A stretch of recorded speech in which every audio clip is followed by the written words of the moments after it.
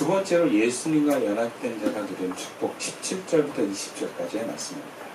70인이 기뻐하며 돌아와 이르되 주여 주의 이름이면 귀신들도 우리에게 항복하더이다. 예수께서 이르시되 사탄이 하늘로부터 번개같이 떨어지는 것을 내가 보았노라. 내가 너희에게 뱀과 전갈을 밟으며 원수의 모든 능력을 제할 권능을 주었으니 너희를 해칠 자가 결코 없으리라. 그러나 귀신들이 너희에게 항복하는 것으로 기뻐하지 말고 너희 이름이 하늘에 기록된 것으로 기뻐하라 하시니라. 두 번째로 예수님과 하나 된 자가 누리는 축복은 기쁨의 방향이 세상과 다르다는 거예요. 이게 복입니다. 70인이 기쁨으로 돌아와서 보고합니다. 17절에 주여 주의 이름으로 귀신도 우리에게 항복하다이다. 그럼 이 기쁨을 이해할 만합니다. 실제로 놀라운 영적 권세가 경험됐기 때문에 그들은 와 우리가 해냈다라는 기쁨이 있어요. 그 당시 귀신을 쫓아내는 건 불가능한 영역이에요. 바리새인들도 서기관도 제사장도 못 쫓아내요. 귀신을. 구약의 스토리에 귀신을 쫓아내는 역사가 없어요. 근데 귀신 들린 사람이 많았어요. 그때는. 그래서 귀신 들렸다는 건 이해하고 알고 있고 보는 사건이지만 실제로 쫓아내는 경우는 없는데 예수님이 오시면서 그 일들이 일어난 거예요. 근데 예수님만 하신 게 아니라 제자들도 그 일을 해낼 수 있다는 게 얼마나 큰 그 만족감과 기쁨이 있었겠습니까? 영적 권세를 경험한 거죠. 그러니까 예수님도 그 사역을 인정합니다. 야, 사탄이 하늘에서부터 번개같이 떨어지는 걸 내가 봤다. 그런 거죠. 근데 예수님이 여기서 중요한 방향 전환을 하십니다.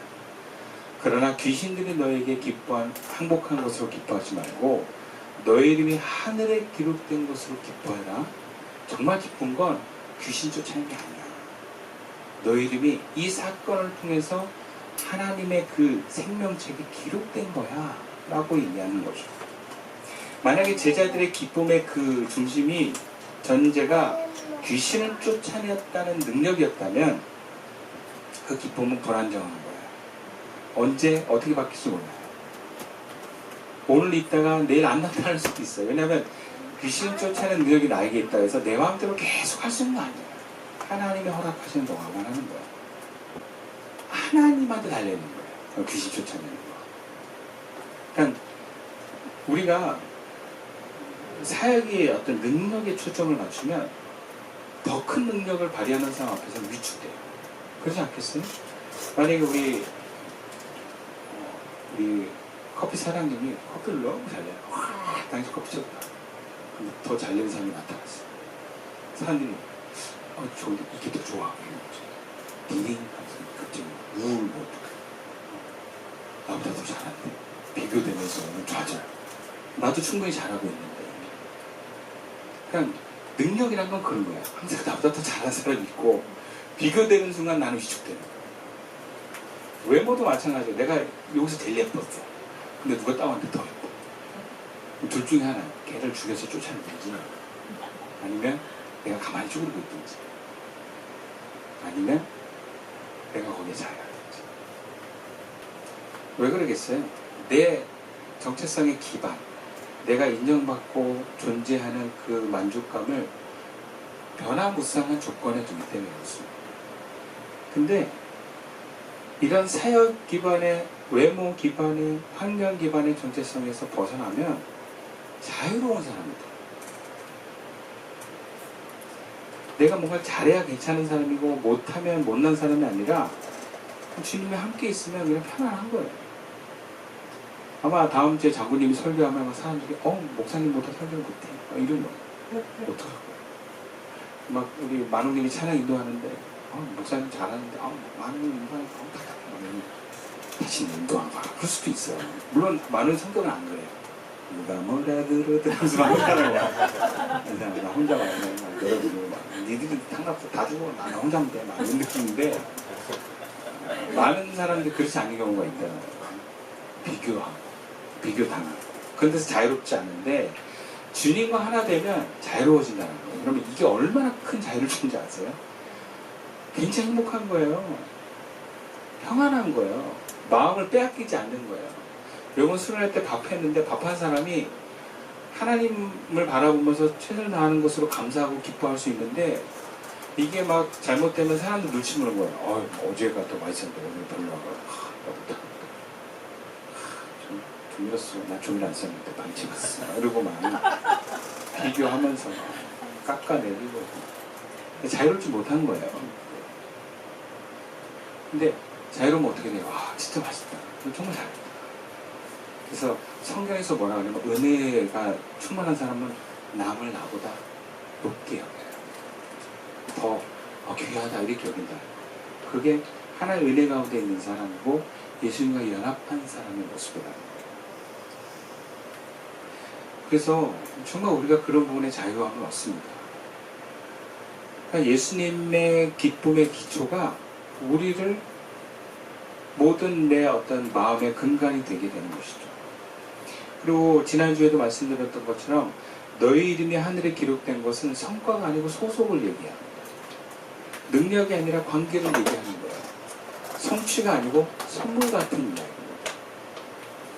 사역이 잘 되든지 내가 유능하게 느껴지든지 무력하게 느끼든지 그리고 나의 외모가 좀 못생겨지든지 중요한 건 뭐예요? 나의 이름이 하늘에 기록된 사실은 변하지 않기 때문에 거기서 안정을 찾는 거예요. 여러분 이게 그리스도와 연합된 자만에 누시면 안정이고 기쁨이에요. 만약 이런 기쁨과 이 안정감이 없으면 우리는 불안합니다. 끊임없이 불안해요. 전빨 빼야 되는데 이런 생각하고 어떻게 좀 외모를 더 가꿀 수 있어? 배 나왔네? 살 좀 빼야지. 약을 먹어서 빼야 돼. 주사 찌르고. 그러면 자유롭지 못한 거예요. 근데 주님은 조건부로 네가 인정받는 게 아니라 신분이 너는 이미 하나님 안에 있다는 것으로 기뻐하라는 것이죠.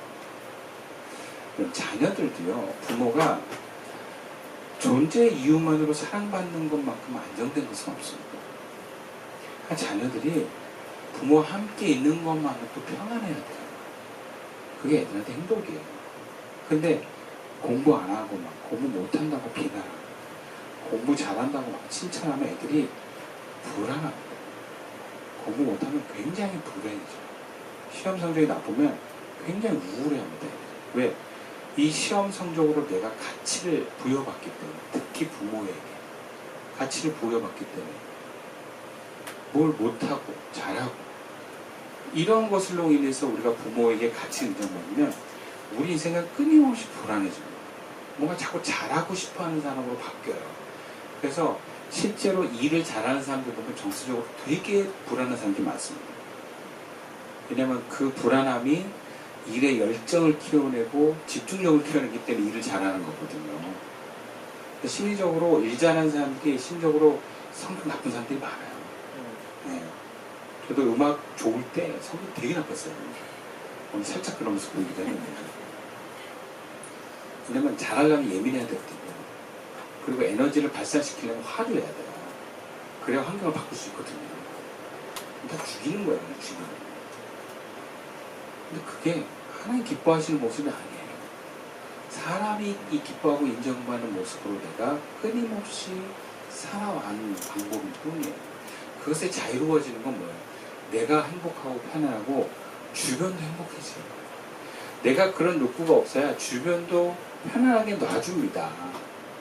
근데 내가 만약에 끊임없이 막 잘 되고 싶어 하잖아요. 저 같은 경우는 어떤 게 있냐면 잘해야 돼 라는 게 있어요. 잘해야 돼. 그래서 뭐든지 열심히 하는 사람이에요. 근데 만약에 제 자녀가 게으르다, 잘하지 못한다, 무능하다 그러면 화나는 거예요. 그럼 어떻게 했어요? 잘하도록 통제하고 명령하고 압력을 행사하겠죠. 그럼 애들은 부모의 그런 압력과 통제에 불행해져요.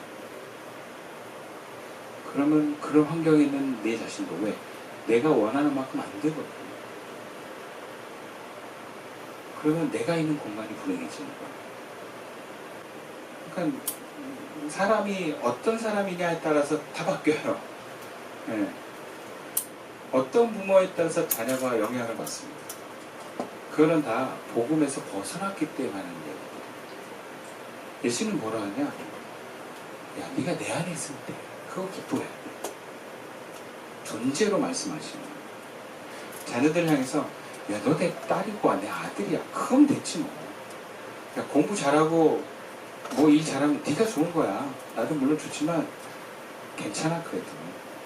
네가 좋고 네가 삶이 더 풍요로워지는 거지 나 좋으라고 또 공부하라는 거 아니다.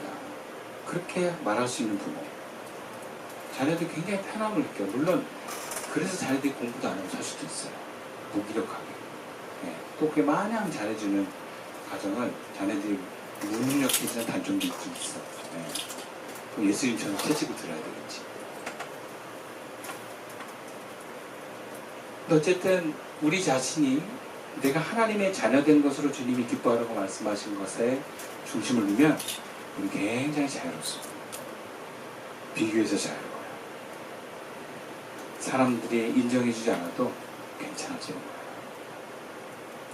세 번째로 그리스도와 연합한 자에게 주는 축복은요. 21절과 24절 말씀입니다. 그때 예수께서 성령으로 기뻐하시며 이르시되 천지의 주제이신 아버지여 이것을 지혜롭고 슬기는 자들에게 숨기시고 어린아이들에게는 나타내심을 감사하나이다. 옳소이다. 이렇게 된 것이 아버지의 뜻입니다. 내 아버지께서 모든 것을 내게 주셨으니 아버지 외에는 아들이 누구인지 아는 자가 없고 아들과 또 아들의 소원대로 계시를 받는 자에는 아버지가 누구인지 아는 자가 없나이다 하시고 제자들을 돌아보시며 조용히 이르시되 너희가 보는 것을 보는 눈은 복이 있도다. 내가 너에게 말하노니 많은 선지자와 임금이 너희가 보는 바를 보고자 했을 때 보지 못하였으며 너희가 듣는 바를 듣고자 했을 때 듣지 못하였느니라. 여러분 그리스도에게 연합된 자에게 누려주는 축복은요 바로 하나님을 경험하는 신비가 우리에게 있다는 거예요. 21절은 매우 독특한 구절입니다.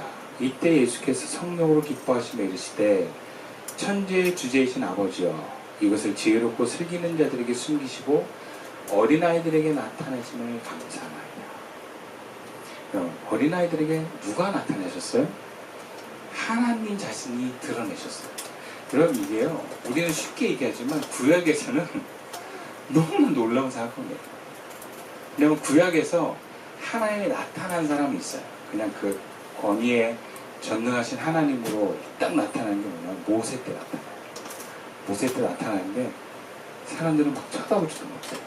근데 모세한테 하나님이 야 내가 너한테 나를 드러낼게. 근데 나보고 죽으니까 나 등만 보이게 해줄게. 그러니까 모세도 하나님의 등만 보여요. 근데 지금 이 예수님의 제자들에게는 하나님이 나타나시네요. 바울의 표현을 하면 얼굴과 얼굴을 마주게 하는 그런 관계를 나가게 된다는 거예요. 이건 놀라운 경험입니다. 예수님과 하나 된 자에게 열리는 신비로운 경험이에요. 우리는 세상에서 말하는 전문성의 저주라는 단어를 떠올립니다. 많은 전문성이 이런 거예요. 근본적으로 내가 많이 배우고 많이 경험하면 쌓여지는 사실 좋은 거거든요. 근데 이게 나중에는 내 틀에 가둬버려서 새로운 것을 막는 그래서 저주가 된다는 거였어요. 그 전문성이 저주예요. 새로운 것에 열려있지 못해. 왜? 새로운 것을 받아들일 마음이 없어요. 근데 예수님이 뭐라 하냐면 21절 말씀이에요. 이때 예수께서 성령으로 기뻐하며 이르시되 천지의 주제이신 아버지여 이것을 지혜롭고 슬기 있는 자들에게 숨기시고 어린아이들에게 나타내심을 감사합니다. 하나님이 이들에게 임해서 귀신을 쫓아내고 병자를 고치고 하나님 나라를 세워가는 이 하나님 자신이 드러내는 일들이 지식 있고 슬기 있고 나름대로 경험이 많은 사람들에는 오히려 감춰지고 자기 제자들, 어부 출신들 뭔가 많이 배우지 않았어도 주님을 향해서 열정을 가지고 순수한 마음으로 받아들인 이 제자들에게 나타나시니 감사합니다. 제자들의 특징이 뭡니까? 예수님 메시아다. 그것을 믿고 따라가는 사람들 아니겠습니까? 경험과 지식을 의지하지 않고 자기에게 경험 앞에서 들려지는 메시지를 아멘하고 받아들인 그 순수한 어린아이 같은 제자들에게 주님은 나타내신다. 하나님 나라의 비밀은 자기 확신과 자기 의존이 아니라 열려있는 마음과 하나님을 신뢰하는 마음으로 나가는 것입니다. 여러분의 감정, 여러분의 지식을 의지하지 마십시오. 예수님과 연합된 자의 모습이 아니에요. 예수님과 연합된 사람은요, 열려 있습니다. 내가 싫어하는 모습이라 할지라도 기꺼이 응답할 수 있는, 순종할 수 있는 열린 마음을 가진 사람입니다. 우리 교회 같으면 타 목사님들이 개척을 하면 어디든지 교회 건물로 들어가서 월세든 전세든 들어가는데, 우리는 건물 들어가지 마라. 그 새로운 진리에, 그 새로운 메시지에 아멘하고 응답해서 건물 없이 다니는 거예요. 그냥 막 하나님 하셨다! 그걸 끝내는 거예요. 그냥. 알겠어요? 그게 연합이에요. 연합. 열림으로 인해서 뭔가 주님으로 추천받아요. 그러면 여러분 신기하게 주님과 가까워지는 느낌이 들어요. 그 느낌이 희한하게 우리를 바꿔줘요. 기분 나쁘던 게 기분이 좋아져요. 하나님 하셨대. 그래? 그럼 뭔가 좋아지는, 굉장히 신비로운 겁니다. 순간 기분이 확 바뀌어요. 금방 바뀔 수 있는 건 쉽지 않습니다. 그게 하나님이 우리와 함께 하시는 거예요. 그냥 우리가 처음부터 나쁜 마음 먹으면 안 된다, 그건 아니야. 그럴 수 있어. 그러더라도 주님이 딱 오는 순간 그래 하고 탁 놔줄 수 있는 거예요. 그럼 이게 신비해요. 하나님이 나타났다는 것도 신비지만 내가 불편한 감정이 그 순간에 놔지는 게 신비해요. 그리스도와 연합된 자는 이런 경험들이 많습니다. 너무 화가 나는 것도 탁 놔지고, 너무 두려운 것도 더 이상 안 두려워지고, 걱정하던 것이 싹 사라지는 신비로운 일들이 일어납니다. 그럼 이게 주님과 연합된 사람이에요. 얼마나 복됩니까? 얼마나 감사합니까? 그렇다면 실제적으로 예수님과 하나 되면 현실에서 뭐가 달라지는가? 한 세 가지만 말씀드리면, 첫 번째는 우리가 실패해도 무너지지 않아요. 조건부 자기 기치에 있는 사람들은 실패하고 거절당하고 성과가 나지 않으면 존재가 부정당하거든요.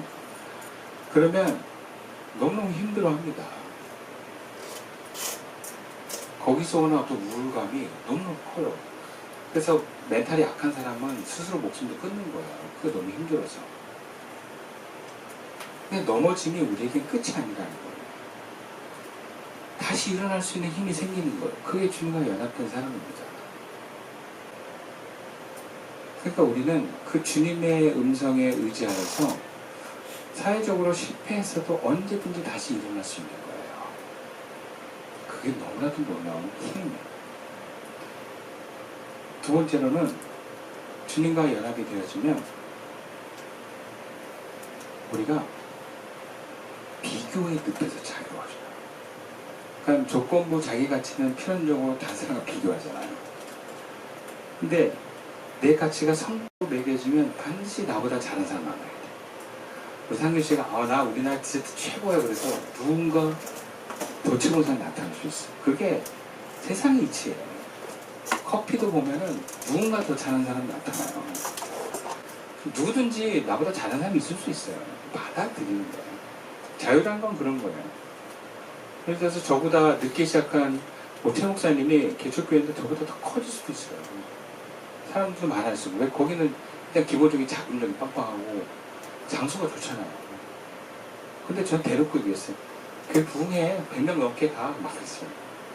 너는 너무 나냐. 근데 만약에 제가 그거 질투하면 부흥 못하게 계속 한 명 있는 거예요. 그리고 계속 부정적인 얘기하고 안 될 거야. 조금 많아지면 막 짜증나. 연합 예배 하자는 안 해버리고 이런 일이 일어날 거야. 그럼 비교해서 자유로우면 동료의 성공을 진심으로 축하합니다. 그럼 이게 굉장히 귀한 거예요. 그리고 자기가 부족해도 더 위축되는 거죠. 저도 제가 계속 이런 건물로는 목회하지만 처음에 위축돼서 노회를 못 갔어요. 근데 어느 순간부터는 제가 위축이 안 되더라고요.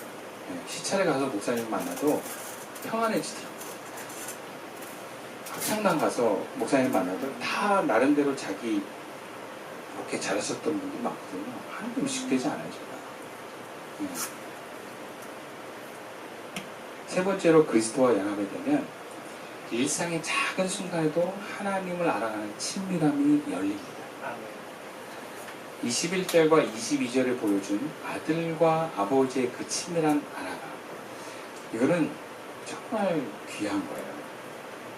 여러분, 우리가 아침에 말씀을 묵상하는데 주님 느껴지는 건 참 귀한 겁니다. 우리가 수련을 통해서 하나님 앞에 찬양하고 기도하는데 뭔가 하나님의 감동과 임재가 있다는 것은 너무나 귀한 겁니다.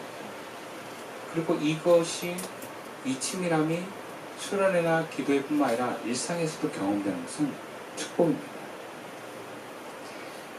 이 신비로움과 이 축복은 나를 새롭게 하고 용기를 주고 평안함을 줍니다.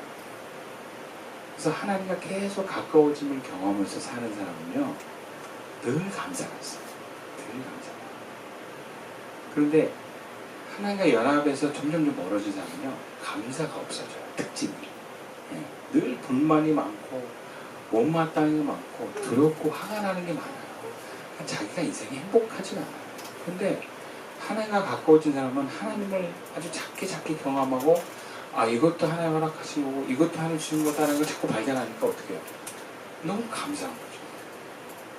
저는 이번 수련회 갔는데 마이크에 리버브가 들어와가지고 마이크가 훨씬 찬양할 때 편하더라고요. 너무 감사하더라고요. 그것도 유라님이 중고 사이즈 새우 같은 거 사가지고 그것도 막 딱 그냥 수련자네요. 그것도 물려가지고 이 되어지는 거, 여러분 되게 싱그럽지 않습니까? 물건 사는 것도 하나는 은혜 가운데 구입한다니까요. 제가 물건 팔아봐서 알아요. 물건 파는 것도 그냥 안 팔려요. 하나는 은혜 가운데 팔려거든요. 구입하는 것도 하나는 은혜 가운데 구입이 되고, 그런 친밀함 속에서 일상을 살아가게 되면 너무 감사할 게 많아요. 그렇지 않겠어요? 거기서 오는 신비로움과 기쁨이 있습니다. 이것은 결국 남을 대하는 태도도 달라지게 합니다. 그래서 하나님과 동행하는 삶을 살면 살수록 우리는 주님과 하나 되는 것이고, 하나 되는 것은 우리를 자유롭게 하고 만족하게 하고 그 기쁨을 주변에 흘려보내는 사람이 되는 것입니다. 그러면 이러한 능력은 어디서 나오는가? 크게 두 가지만 얘기할게요. 첫 번째는요, 16절 말씀이에요. 함께 읽어볼까요? 시작. 너희 말을 듣는 자는 곧 내 말을 듣는 것이고, 너희 입을 저버린 자는 곧 나를 저버린 것이고, 나를 저버린 자는 나가 보내신 이를 저버리는 것이라. 예수님과 연합의 길을 가는 사람이 그 연합을 이어가려면요, 나를 보내심 받은 자의 말을 잘 받아들입니다. 그럼 예수님의 제자들이 왜 하나님과 연합이 이루어지고 있습니까? 예수님 말을 잘 들어가는 거예요. 그러니까 여러분, 주님의 말을 잘 들으세요. 여기 16절 말씀에 듣는다, 이것은 귀로 듣는 게 아니에요. 히브리적인 의미는 순종하여 받아들인다라는 의미를 갖고 있어요. 예수님과 하나 되는 첫걸음은요, 뭐 대단한 종교 체험이나 특별한 능력이 아니라 단순한 거예요. 전해지는 말씀, 나에게 감동되는 메시지에 순종하는 겁니다. 그럼 이것이 주님과 가까워지는 거예요. 이번 수련회 때 주님이 여러분들에게 말씀하셨잖아요. 그것 하나씩 지켜보는 거예요. 제가 우리 아들이 있지만 현이가 양말을 신고 왔어요. 왜 양말 신었겠어요? 수련회 때 제가 양말 신고 오라고 했잖아요. 그걸 듣고 양말 신는 거예요. 윤희는 안 들은 지 몇 날 왔는데, 그런 거 하나, 신발 바꾸는 거. 제가 그랬죠. 청소하라고. 청소했니? 네 방? 청소하는 거 해야 돼. 그런 거 순종해서 주님 가까우신 거야. 응? 알겠어? 청소하라고 했는데. 그리고 뭐예요? 현이 청소했다. 그리고 헌금 같은 거. 하나님이 여러 개 주신 감동대로 순종해서 헌금하는 거. 이런 거 순종 하나하나씩 해나가면 주님과 가까워집니다. 어려운 게 아니에요. 그리고 하나님은 무리한 걸 요구하지 않습니다. 양말을 하시는 거, 청소하는 거, 내가 감당할 수 있는 만큼의 헌금을 하나님께 드리는 거. 그러면 자연스럽게 가까워져요. 가까워져야지 하니까 순종하다 보면 가까워져요. 주님의 음성을 자꾸 들으세요. 순종하려고 들으세요. 그러면 가까워집니다. 두 번째로 연합하려면 21절 말씀이에요. 그때 예수께서 성령으로 기뻐하시며 이르시되 천지의 주제이신 아버지여, 이것을 지혜롭고 슬기는 자들에게는 숨기시고 어린아이들에게는 나타났음을 감사하나이다. 두 번째, 우리가 주님과 하나 되려면 어린아이와 같이 그 어린아이 특징 중에 뭔가 순수함, 자기 고집, 자기 의를 내려놓는 것입니다. 예수님은요, 하나님의 비밀이 지혜롭고 슬기 있는 자들에겐 숨겨졌대요. 여기서 말하는 지혜와 슬기는 자칭 그 당시에 지혜롭다고 하는 바리새인들, 서기관들, 공부 많이 하는 사람들이에요. 그러면 공부 안 한 사람들은 해당 안 될까요? 아니에요. 고집세고 자기 주장이 없다고 하는 사람 다 포함하는 거예요. 그리고 어린아이는 무지함이 아니라 그냥 자기가 내세울 것이 없어서 어린애들은 뭐 다 믿어요. 다 들어요. 내가 많이는 아니지만 어린이들 설교한 적 있었거든요. 유치원생들. 걔네들은 내가 막 얘기하면 막 머릿속에 그리고 막 이래. 분명히 이랬어. 그러면 막 얼마나 무섭겠어. 무서워. 막 이러고 애들이 다 믿어 그냥. 무서우면 무서운 얘기도 있고 뭐 재밌으면 재밌다. 그 어린아이 같은 거. 뭔가 이 거짓말이야. 산타는 안 오셔. 뭐 이런 게 아니야. 어? 다 믿는 거예요. 산타가 애들 다 믿어요. 처음에. 누군가에서부터 안 믿기 시작하는 거지. 그러니까 뭐예요? 그런 걸 내려놓고 뭔가 주님의 뜻이다 하면 그냥 믿고 아멘하고 가는 거예요. 내 경험과 내 생각에는 아닌 것 같은데 목사님이 말씀하시네. 이 장이 얘기했네. 그럼 들어보세요. 목사도 괜히 그냥 얘기하지 않고요. 아까도 얘기했지만 이 장에 얘기하는 얘기들이 그냥 자기 생각이 아닌 경우가 많아요. 그러면 좀 들으세요. 그리고 받아들이세요. 그러면 달라집니다. 말씀을 마칠게요. 예수 믿는다는 것은 그리스도와 연합하는 것입니다. 예수님과 하나 되는 것은 우리가 상상하는 것 이상으로 안정과 기쁨을 줍니다. 이 축복의 근원은 하나입니다.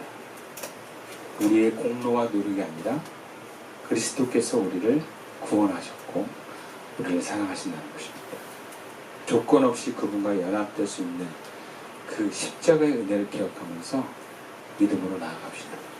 그분의 뜻에 순종하여 나아갑시다. 점점 우리는 주님 하나 될 것입니다. 기도드리겠습니다.